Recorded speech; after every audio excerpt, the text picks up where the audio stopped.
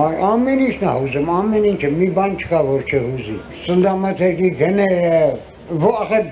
մի բան լավ է չկա, որ ասեմ։ Ցանկությունն է, փաստորեն ամենաշատը գնաճ է։ Ամեն ինչը, գնաճը, իհարկե գնաճը։ Ապրանքը թափազա մարդիկ գալի նայում են, չեն կարող առնել։ Երբ մարդը նույն աշխատավարձով այսօր խանութից տուն է գալիս ավելի քիչ սնունդով, դա արդեն միայն ընտանիքի խնդիրը չէ, դա պետության հոգսն է։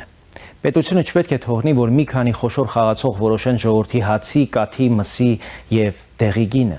Պետք է բացել շուկան իրական մրցակցության համար, խիստ վերահսկել մենաշնորհները, աջակցել գյուղացուն, տեղական արտադրողին, փոքր ու միջին բիզնեսին։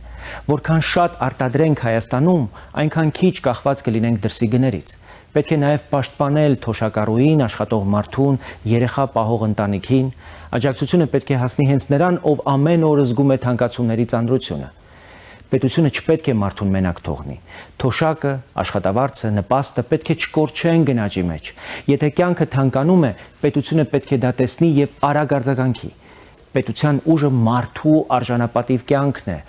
հանուն արժանապատիվ ապագայի, վաղվա օրվա, ընտրիր հանուն հանրապետության, համար 18